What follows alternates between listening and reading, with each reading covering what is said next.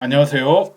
이 시간에는 집합 건물의 소유 및 관리에 관한 법률에 대해서 공부하도록 하겠습니다. 다음 시간에도 또 합니다. 양이 좀 많아서요. 이 시간에 배울 주요 내용은 구분 소유권의 성립 요건, 그 다음에 공용 부분의 법률 관계, 대지 사용권, 그 다음에 구분 소유자의 권리 의무입니다.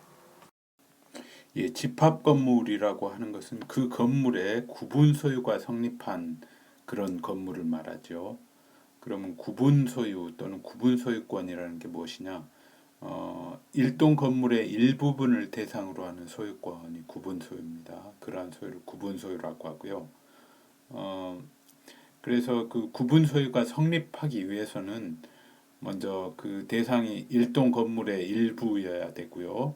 그 다음에 그 부분이 독립성이 있어야 되고, 그 다음에 구분 행위가 있어야 됩니다. 예, 그럼 독립성이라는 게 뭐냐? 독립성은 어, 구조상 독립 건물로 사용할 수 있는 부분, 뭐 아파트 같은 경우에는 아파트 그 각 호수마다 독립 건물로 그 사용할 수 있죠.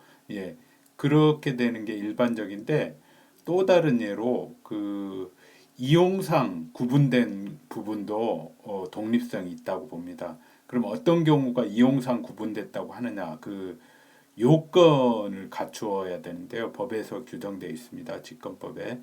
그 바닥 면적의 합계가 1,000제곱미터 이상인 판매 시설이나 운수 시설. 예.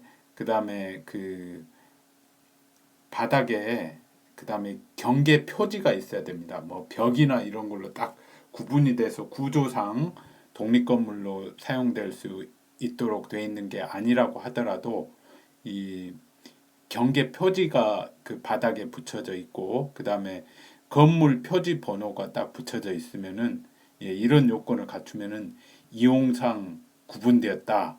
예, 라고 봅니다. 그래서 그것도 독립성이 있다고 보여져서 구분 소유권의 대상이 될 수가 있습니다. 그리고 이런 독립성을 갖춘 다음에 또 하나 그 구분 행위가 있어야 됩니다.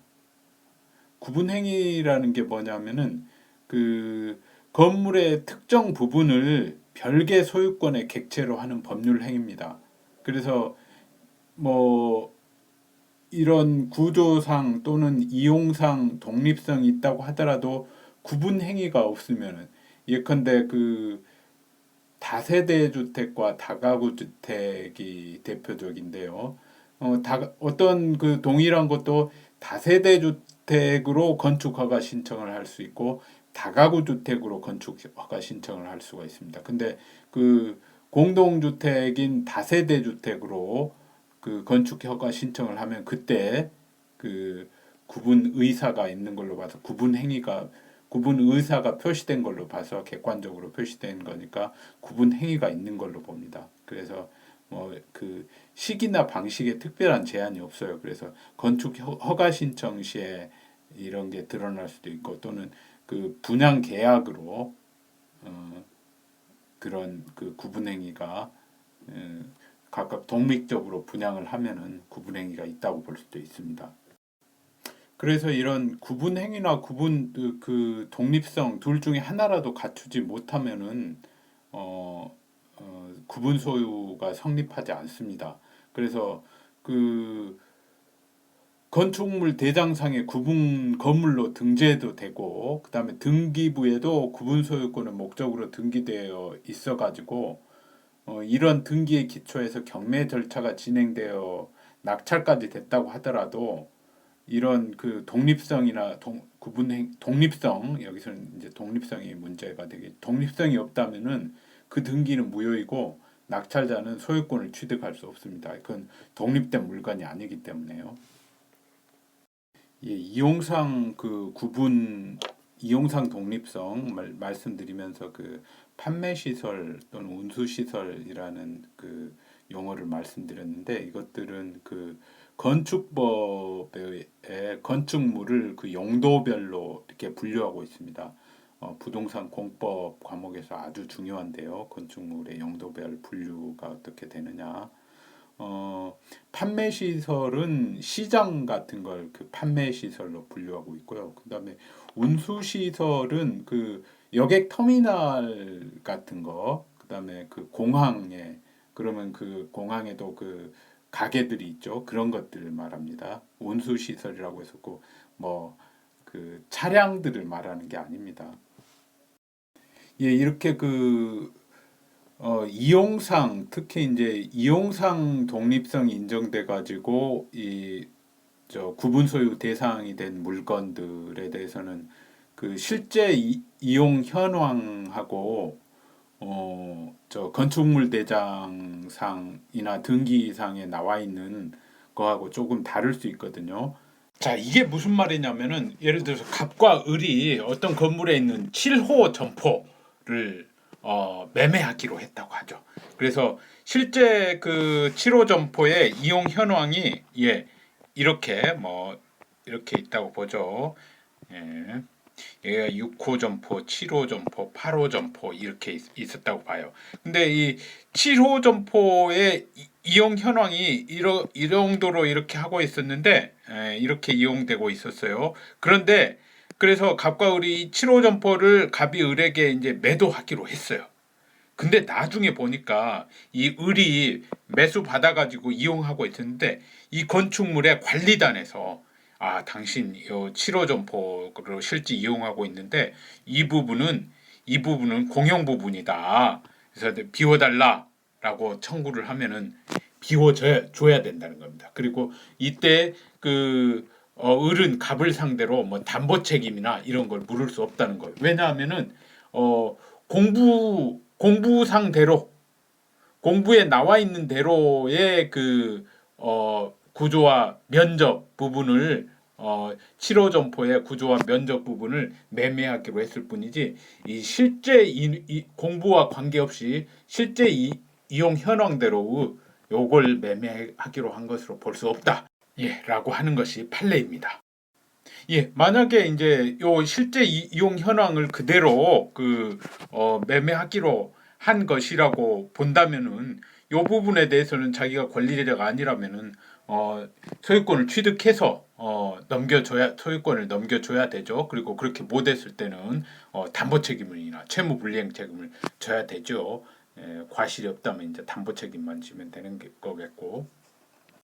그런데 판례는 요 정도 실제 이용 현황이 건축물 대장 등 공부와 상이한 것을 모르는 상태에서 점포로서 이용 현황대로 위치 및 면적을 매매 목적물로 그것으로 알고 매도인이나 매수인이나 그것으로 알고 매매했다고 해서 목적물이 이거 전부가 되는 것은 아니다라고 본 거예요.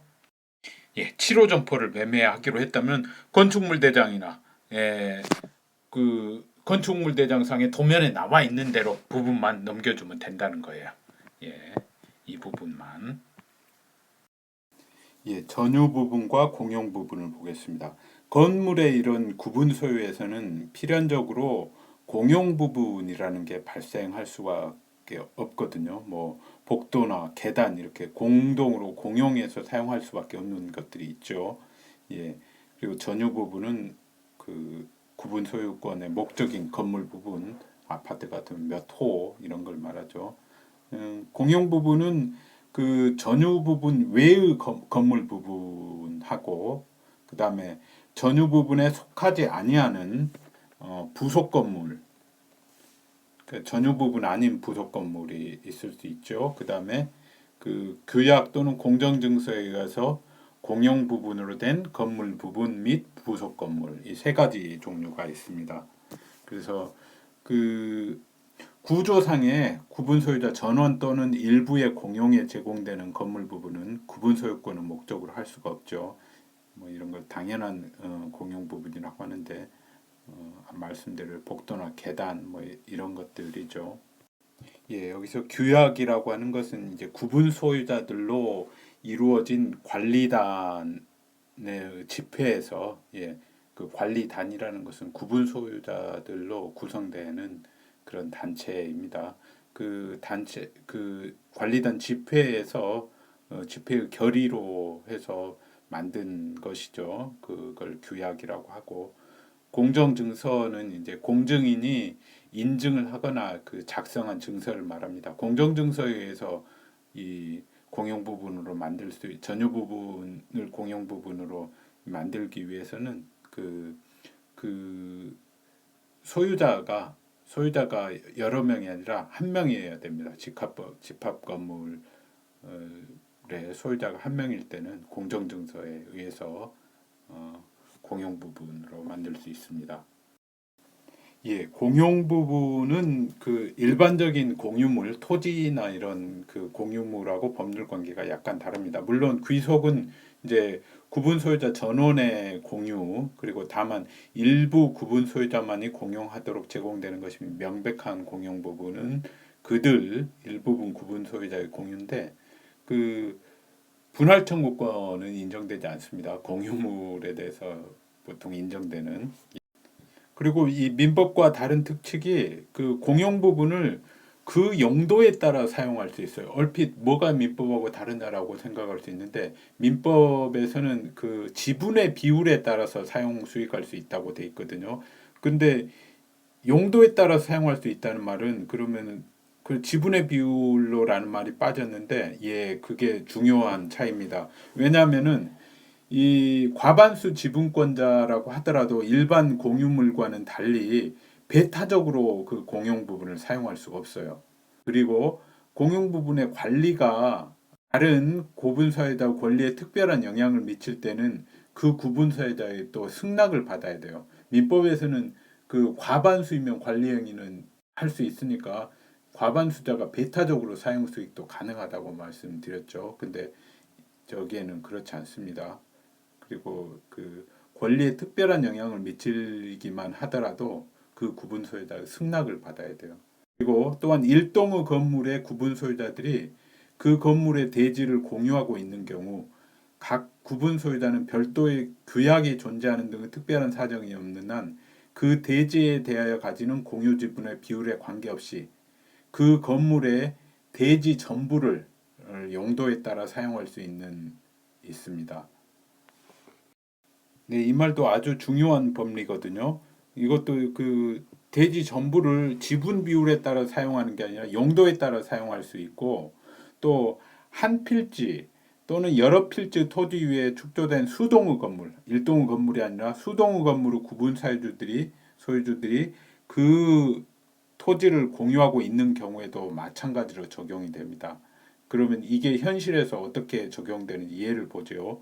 그 규약 등에 의하지 않고 규약 등에 의해서는 아까 별도의 규약이 존재하면은 이렇게 용도에 따라 전부를 사용하지 못하게 할 수 있는데 규약 등에 의하지 않고 입주자 대표 회의의 내규, 예, 입주자 대표 회의라는 것은 그 주택법이 적용되는 공동주택 중에서도 또 특별한 또 일정 규모 이상이어야 됩니다. 이런 게 이제 그 입주자 대표 회의라는 것이 필수적으로 구성되는데 입주자 대표 회의는 그 선거권은 구분 소유자뿐만 아니라 임차인들, 사용자들도 있어요. 그 투표를 할 수 있는 권리가. 예, 그래서 입주자 대표회의 내규만으로 규약은 구분 소유자들만이 만들 수 있는 거고요.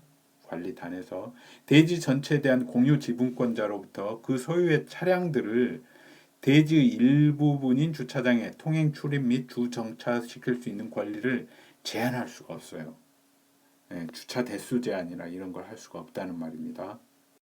네, 물론 그 차량 대수가 많은 그 가구에 대해서는 더 그 높은 관리비를 부과하고 이런 것은 가능하겠죠. 예, 공용 부분에 대한 이 공유자의 지분은 그가 가지는 전유 부분의 면적 비율에 따릅니다. 물론 앞서 말씀드린 그런 제한 때문에 그 민법상의 공유물에 대한 지분권보다는 상당히 제한적인 의미를 가지죠. 자, 그리고 공용 부분은 전유 부분에 따라서 처분이 됩니다. 자, 그래서 공유자는 그가 가지는 전유 부분과 분리해서 공용 부분에 관한 지분을 처분할 수 없고요. 그 다음에 공용 부분에 관한 물권의 득실 변경은 별도로 등기할 필요 없어요. 전유 부분만 등기를 하면은 그에 따라서 공용 부분이 처분이 되니까요. 예, 공용 부분의 변경을 보겠습니다. 일반 공유물의 변경은 그 전 당사자 전원의 동의가 있어야 되죠. 처분 변경은. 근데 이 집합 건물의 공용 부분의 변경은 특별합니다. 구분 소유자의 4분의 3 이상 및 의결권의 4분의 3. 예, 의결권은 전유 부분의 그 면적에 비례합니다. 아까 그 공용 부분에 대한 지분권과 마찬가지로. 예, 그리고 이것들이 관리단 집회죠. 구분 소유자 전원의 이 관리로 이루어진 관리단의 집회에서 이렇게 이런 결의가 있어야지 변경이 가능합니다. 근데 예외적으로 다음 어느 하나에 해당하는 경우에는 구분 소유자의 과반수 및 의결권의 과반수로 결정할 수 있습니다. 첫 번째, 공용 부분의 개량을 위한 것으로서 지나치게 많은 비용이 드는 것이 아닐 경우. 두 번째, 관광진흥법에 따른 휴양 콘도미니엄업의 운영을 위한 휴양 콘도미니엄의 공용 부분 변경에 관한 사항인 경우. 예, 그 공용 부분의 변경으로 어떤 것도 있을 수 있냐면 공용 부분을 이 전유 부분으로 변경시키는 것도 가능합니다. 그럴 때는 이제 전유 부분으로 되려면 그 전제 조건으로 물론 그 독립성이 있어야 되죠. 독립성이 없는데도 전유 부분으로 변경한다라고 하면 그 결의는 이제 무효죠. 예, 공용 부분의 관리 보겠습니다. 일반 공유물의 관리와 달리 과반수이긴 한데요. 이건 그 의결권의 과반수뿐만 아니라 구분 소유자가 뭐 10명으로 돼 있다 하면은 6명 이상의 찬성이 있어야 된다는 거죠.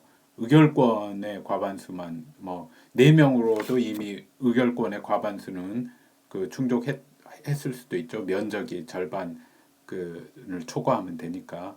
근데 이제 전유 부분 면적이 이 구분 소유자의 과반수도 충족을 해야 됩니다. 그리고 보존 행위와 마찬가지로 이 보존 행위는 다음 화면에서 보겠습니다. 보존 행위는 다 공유자가 할 수 있죠. 이제 관리 행위가 공유 부분의 변경에 이르면은 아까 말씀드린 바와 같이 공유 부분 변경의 요건에 따라서 해야 되고요. 그다음에 공용 부분의 관리가 다른 구분 소유자 권리에 특별한 영향을 미칠 때는 그 구분 소유자의 승낙을 받아야 된다. 앞에 말씀드린 사항입니다. 그다음에 그 여기 또 중요한 것이 이 구분 소유자의 승낙을 받아서 전유 부분을 점유하는 자, 임차인 같은 사람들이죠. 이런 사람들이 집회에 참석하여 공유물 관리에 관한 사항에 관하여 그 구분 소유자의 의결권을 행사할 수 있습니다. 예, 공유물 관리에 관해서는 변경이나 이런 것들이 아니라 관리에 관해서는 그런 사항은 의결권 행사할 수 있습니다. 다만 구분 소유자와 점유자가 달리 정하여 관리단이 통제한 경우는 그러하지 아니하며 그러니까 그 달리 이 법 규정하고 달리 뭐 관리 행위에 대해서도 뭐 행사할 수 없다라고 한달지 뭐 그렇게 정할 수 있다는 거죠. 그러하지 아니하고 구분 소유자의 권리 의무에 특별한 영향을 미치는 사항을 결정하기 위한 집회인 경우에는 점유자는 사전에 구분 소유자에게 의결권 행사에 대한 동의를 받아야 합니다. 그 다음에 위 사항은 규약으로 달리 정할 수 있고요. 예, 지금 그 말씀드리는 이런 것들에 대해서는 그 책을 참조하시고 또 관련되는 그 법 전문도 꼭 한번 읽어보시고 이게 무엇을 의미하는지 정확히 보시기 바랍니다. 예, 보존행위는 그 일반 공유물과 마찬가지로 그 구분 소유자 각자가 할 수 있습니다. 법에는 이제 뭐 보존행위는 각 공유자가 할 수 있다 이렇게 돼 있는데 구분 소유자가 정확한 말이겠죠.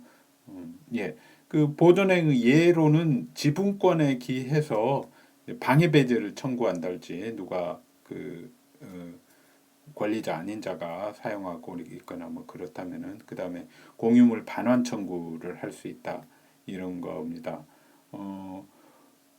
공용 부분이나 구분 소유자 공유에 속하는 건물의 대지 또는 부속 시설을 제3자가 불법으로 점유하는 경우에 그에 대한 방해 배제를 하는 거죠. 그 다음에 부당이득 반환하고 손해배상 청구는 이제 그 민법에서도 민법이 아니라 그 공유에서 말씀드렸듯이 이 자기 지분 이상의 것까지 청구를 할 수는 없어요. 그래서 뭐 그 부당 이득한 사람이 이득한 것의 전부를 반환 청구를 하면은 전원이 해야 됩니다. 전원의 이름으로 할 수 있다 이렇게 돼 있는데 이게 뭐 개인 혼자서 전원의 이름으로 할 수 있다는 게 아니라 그건 다른 사람의 성명을 권한 없이 모용하는 거가 되죠.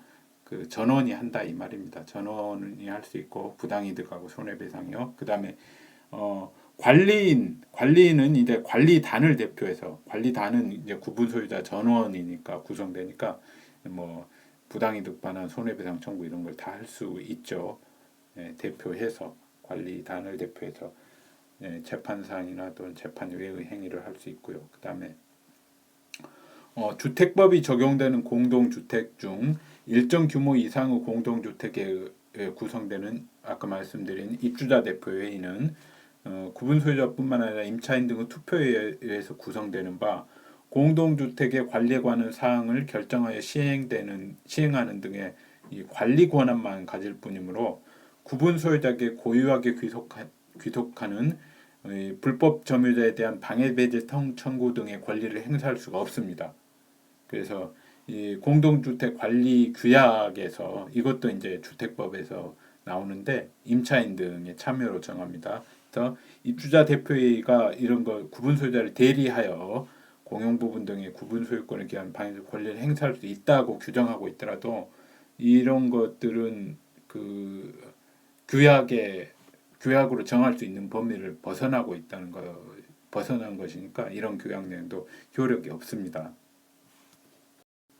예, 공용 부분에 관하여 발생한 채권의 효력. 이게 무슨 말이냐면은 그 공유자가 구분 소유자가 공용 부분에 관하여 다른 공유자에게 가지는 채권은 그 특별 승계인에게도 행사할 수 있습니다.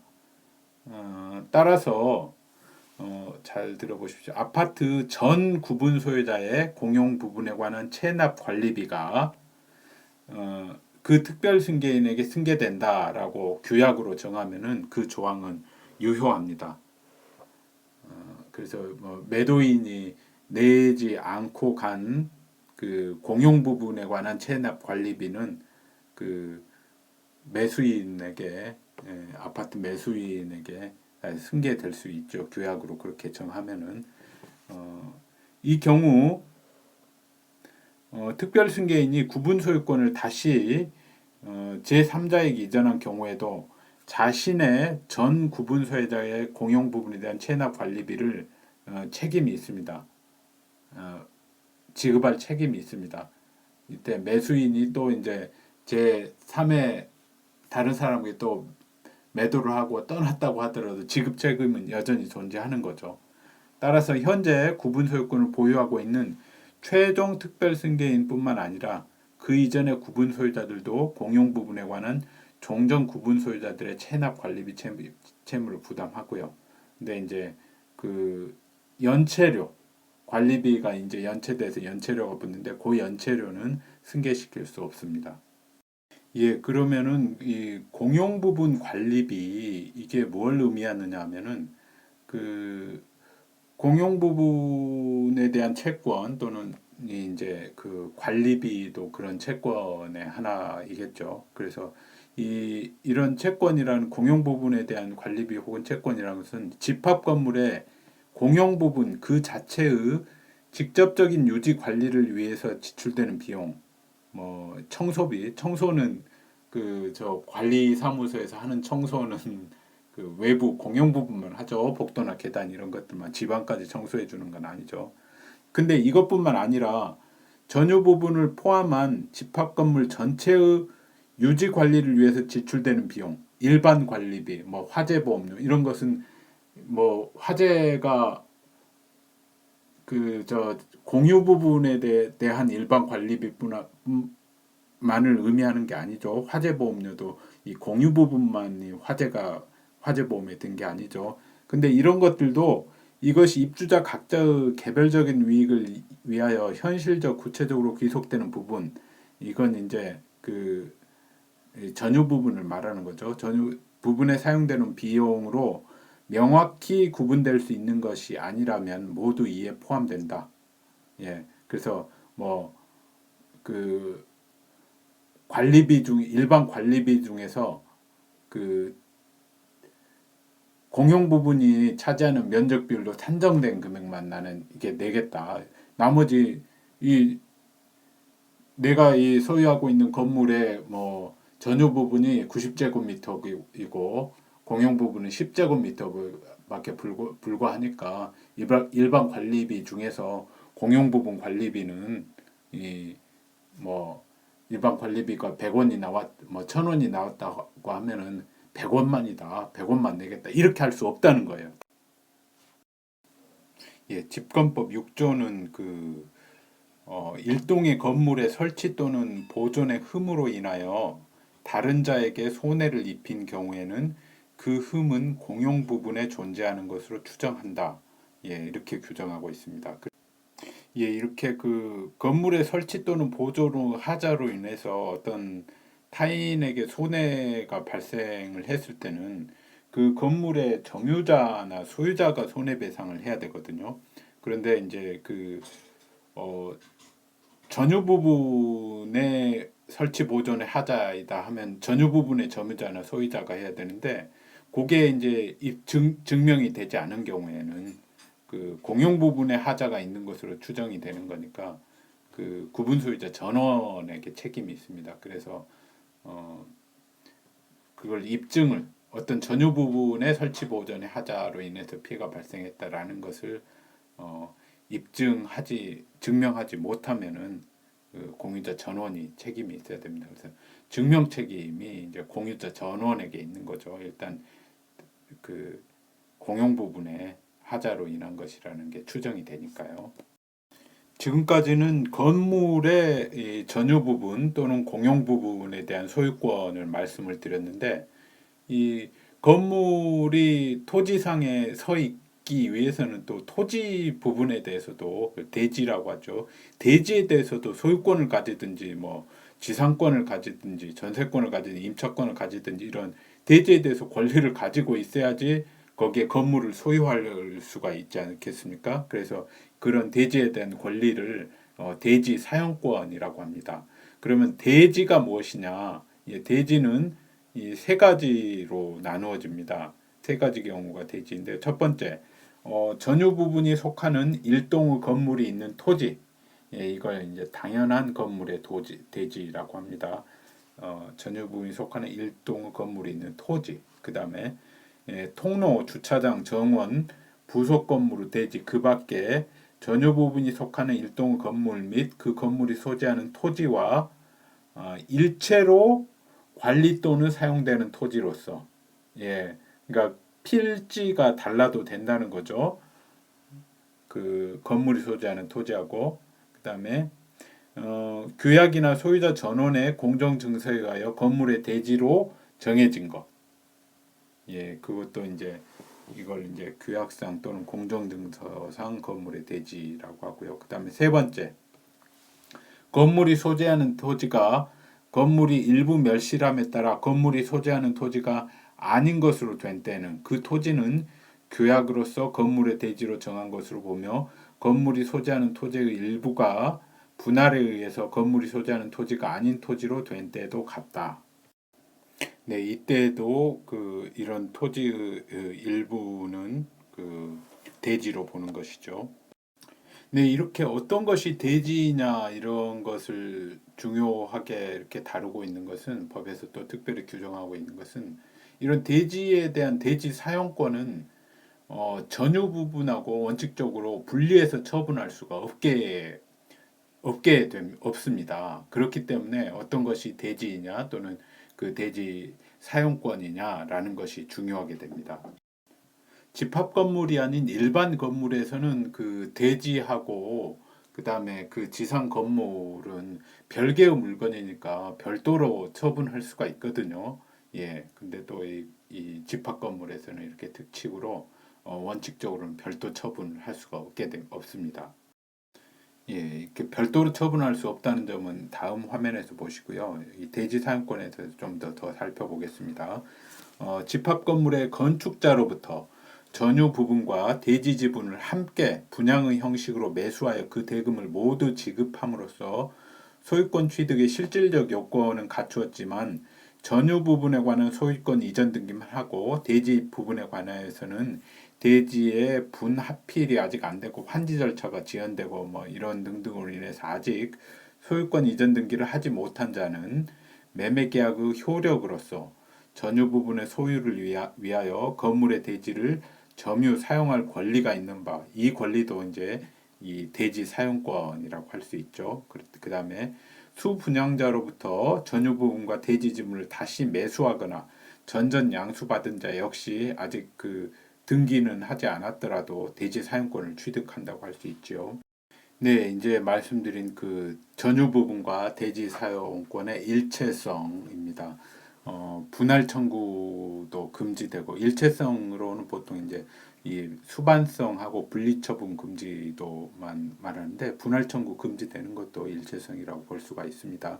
분할 청구 금지라는 것은 그 대지 위에 구분 소유권은 목적인 건물이 속하는 일동의 건물이 있는 때에는 집합 건물이 있는 때라는 말이죠. 그 대지의 공유자는 그 건물의 사용에 필요한 범위 내의 대지, 건물의 사용에 필요한 범위 내의 대지에 대해서는 분할을 청구하지 못한다.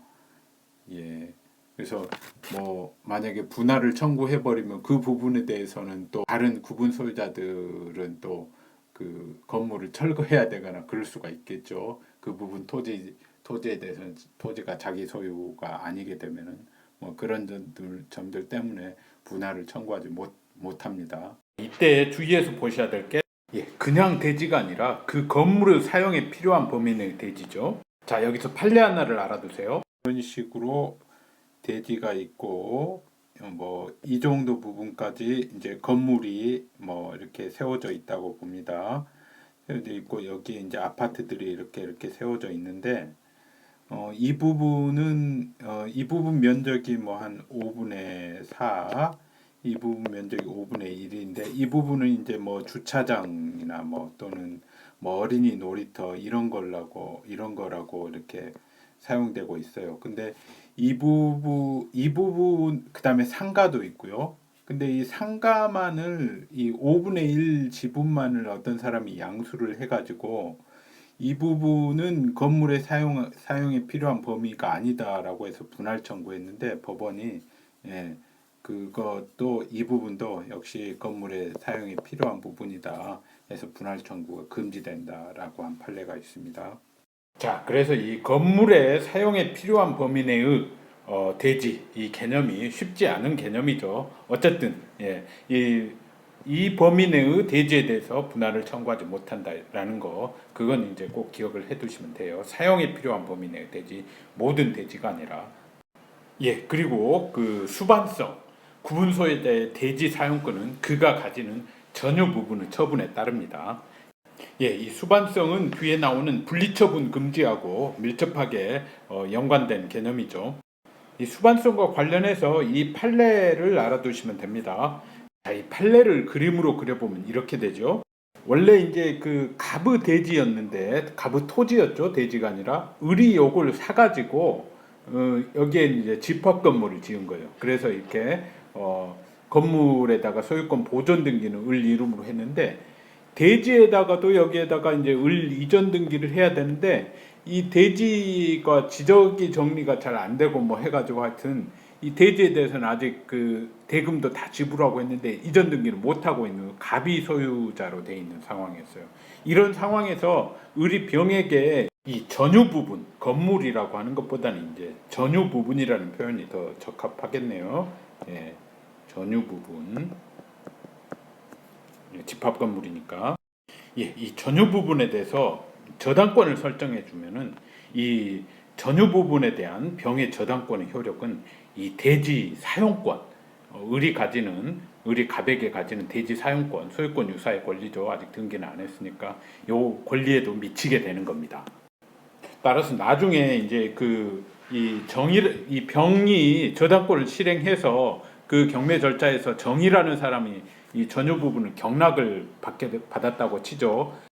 그래서 정의 매각대금을 완납하면 이제 정의 소유자가 되는 거고, 법원은 그에 따라서 그 법이 그 정 이름으로 이제 소유권 이전 등기를 여기 올려야 되죠. 촉탁을 해가지고 등기관에게 올려야 되는데, 이 등기관에게 촉탁을 하는 순간에 이 대지의 등기부를 살펴봅니다. 그래서 대지의 등기부도 소유자가 이제 을로 어느 순간에 바뀌어져 있으면은 이 대지의 소유권도 정으로 함께 촉탁을 해줍니다. 그런데 여전히 대지의 소유자가 갑으로 돼 있고 이 전유 부분의 소유자는 을로 돼 있으면 이 소유자가 서로 다르기 때문에 함께 촉탁을 못해요. 그런데 을로 되어 있는 경우에는 함께 촉탁을 해야 된다라는 판례입니다.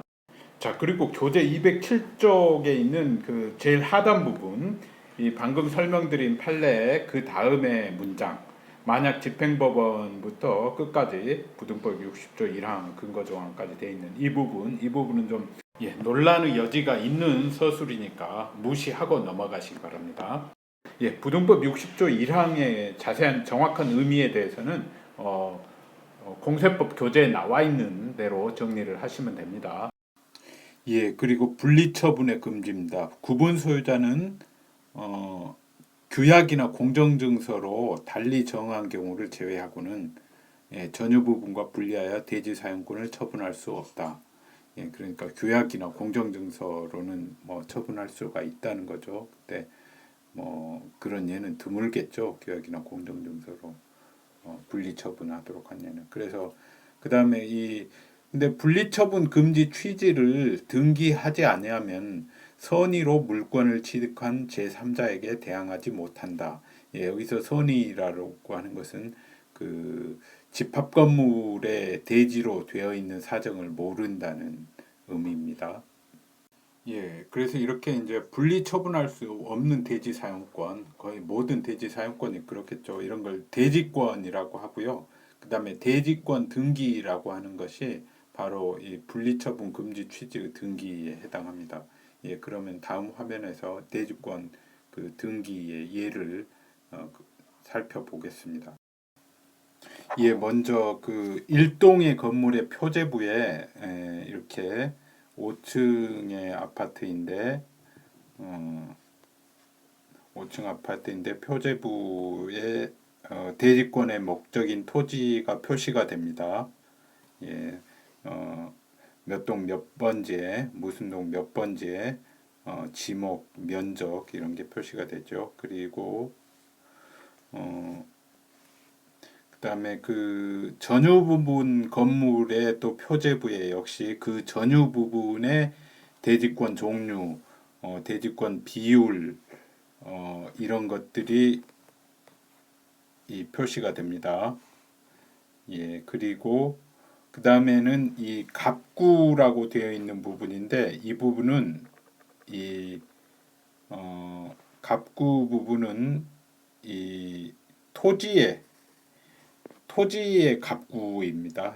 토지의 갑구에 이렇게 이제 그 대지권이라는 취지의 소유권 대지권으로 됐다라는 이 토지의 그 사용권이 대지 사용권이 그렇게 됐다라는 의미로 이렇게 표시를 합니다. 그리고 이제 이렇게 대지권의 등기가 되면은 토지에는 더 이상 이제 뭐 소유권 이전 등기나 뭐 저당권 설정 등기 이런 걸 하지 않습니다. 건물에 하면은 토지에도 당연히 이 수반돼서 건물에도 그 저당권이 미치고 소유권도 따라서 그 건물과 따라서 토지도 소유권도 이동이 됩니다.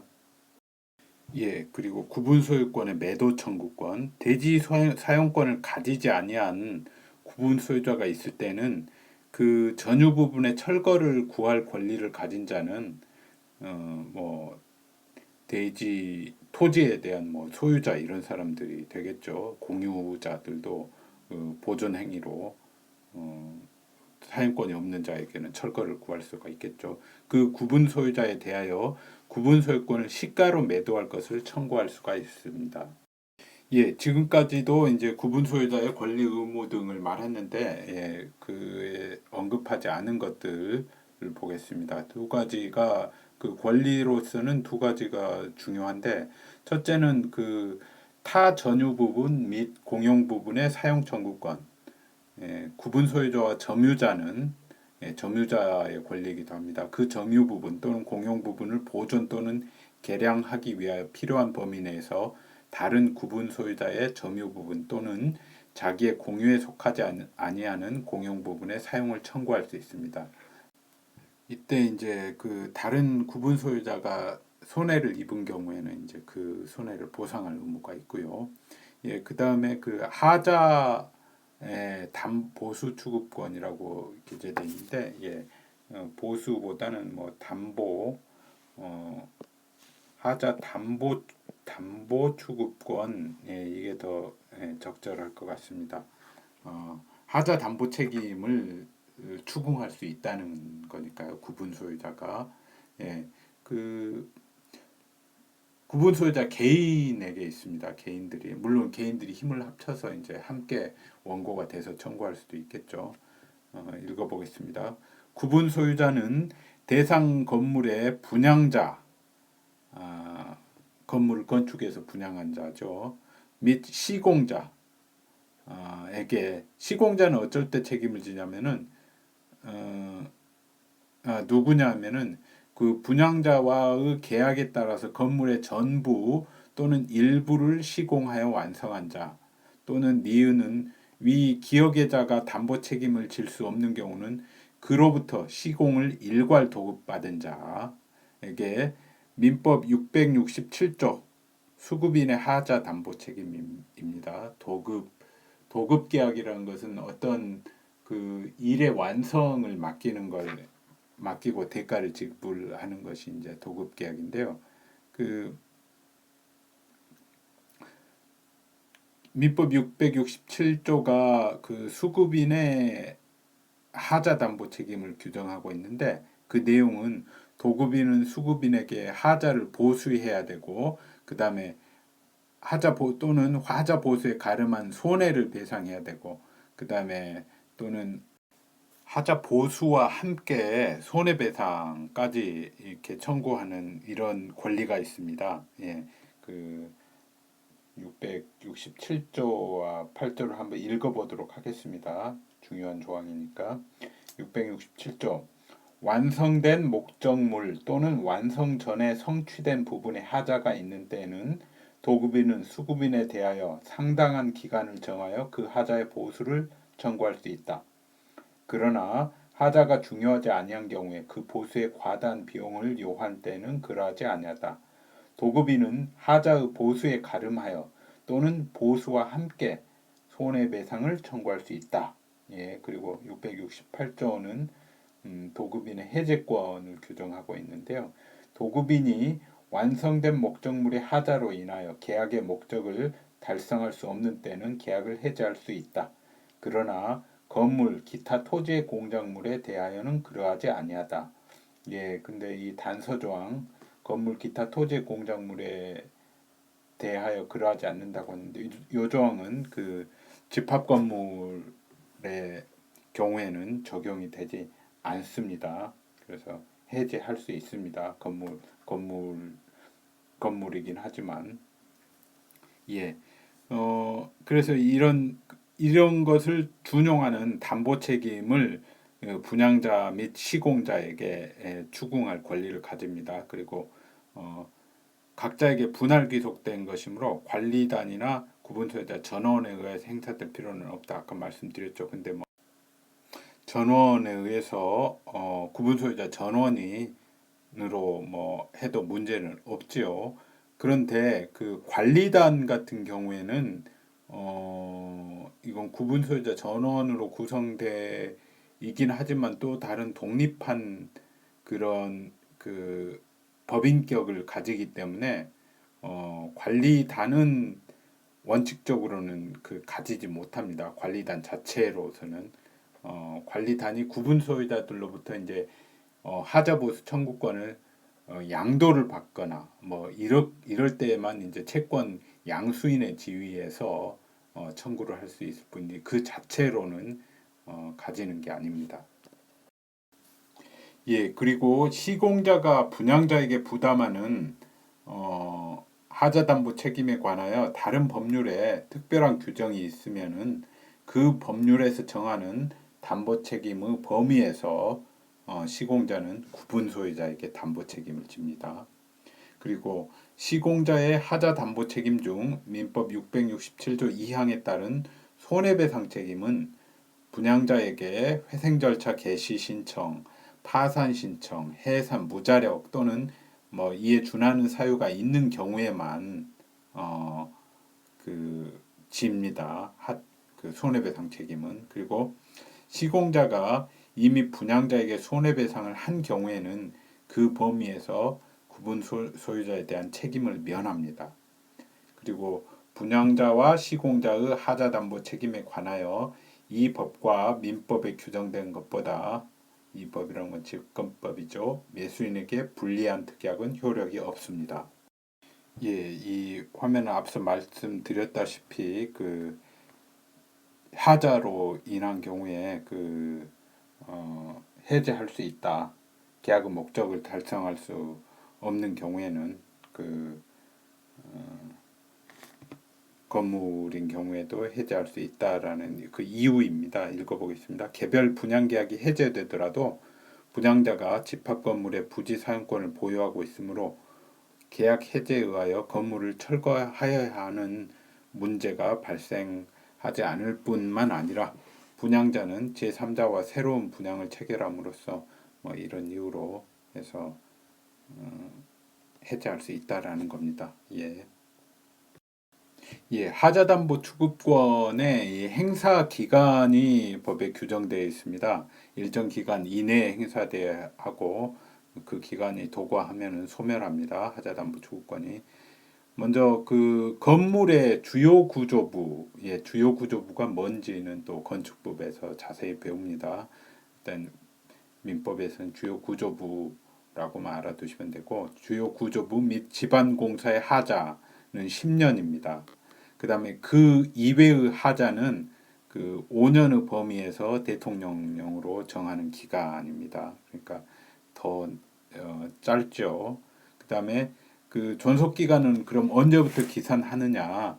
전유 부분은 구분 소유자에게 인도한 날입니다. 그 다음에 공용 부분의 하자에 대해서는 그 주택법상의 사용 검사일, 그 주택법이 적용되는 집합 건물의 경우에는 주택법상의 사용 검사일이고, 또는 그 주택법이 이제 적용되지 않으면 건축법만 적용되죠. 그럴 때는 이제 사용 승인일입니다. 그 준공을 하고 그 사용 검사나 사용 승인을 신청을 하거든요. 그랬을 때 이제 사용 검사해서 사용해도 된다라고 이렇게 된 한 날, 그 사용 검사일 또는 사용 승인일. 근데 사용 검사일 중에 또 그 임시 사용 승인을 또 받는 경우가 있어요. 주택법에 나옵니다. 그럴 때는 임시 사용 승인일이고, 분할 사용 검사나 동별 사용 검사를 받은 경우에는 그 검사일, 일단 하여튼 사용 검사일이나 사용 승인일부터 기산을 합니다. 그러니까 구분 소유자에게 인도하기 전이더라도 기산이 될 수가 있는 거고요. 그 다음에 인도는 그 원칙적으로 그 분양이나 이런 건 사용 승인이나 사용 검사가 된 후에 할 수 있으니까요. 그 다음에 하자로 인하여서 건물이 멸실되거나 훼손된 경우에는 그 멸실되거나 훼손된 날부터 1년 내에 해야 됩니다. 구분 소유자의 의무를 보겠습니다. 먼저 그 공동이익 위반 행위가 금지됩니다. 구분 소유자 및 점유자는 건물의 보존에 해로운 행위, 기타 건물의 관리 및 사용에 관하여 구분 소유자의 공동의 이익에 반하는 행위를 해서는 안 됩니다. 그 다음에 주거 이외 용도 사용 금지, 그 다음에 내부 벽 철거 파손 금지. 그러니까 이제 집합 건물이 꼭 주거용만 아니라 오피스텔이나 상가도 될 수 있는데, 전유 부분이 이제 주거 용도로 분양된 것인 경우를 규정하는 겁니다. 구분 소유자 및 점유자는 정당한 사유 없이 그 부분을 주거 이외의 용도로 사용하거나 내부 벽을 철거 또는 파손하여 증개축하는 행위를 하여서는 아니 됩니다. 방금 살펴본 그 구분 소유자와 점유자의 의무, 공동이익 위반 행위 금지와 뭐 주거 이외의 용도 사용 금지, 내부벽 철거 파손 금지 이 의무를 위반한 경우에 이제 그 관리단을 경유해서 이 조치를 취할 수가 있습니다. 네 가지 조치인데요. 그 공동이익 위반 행위의 정지를 청구할 수 있고요. 그거 가지고 안 되면 이제 일정 기간 사용을 금지를 시킬 수 있고요. 사용 금지 청구는 이제 소송을 통해서 해야 됩니다. 공동 위반 행위 정지 청구는 소송 이외의 방식으로도 가능한데요. 그다음에 구분 소유권 경매 청구는 이제 그 법원을 통해서 구분 소유권의 경매 명령을 얻어내는 거죠. 그래서 그러면 이제 다른 제3자가 이제 그 구분 소유권을 경매를 통해서 경락을 받는 거죠. 그러니까 뭐 실질적으로 구분 소유자를 이제 퇴거시키는 거가 되는 거고, 그 다음에 그 점유자에 대해서는 그 인도 청구를 할 수가 있습니다. 예, 구체적인 사항은 교재에 있으니까 정확히 읽어보시기 바랍니다.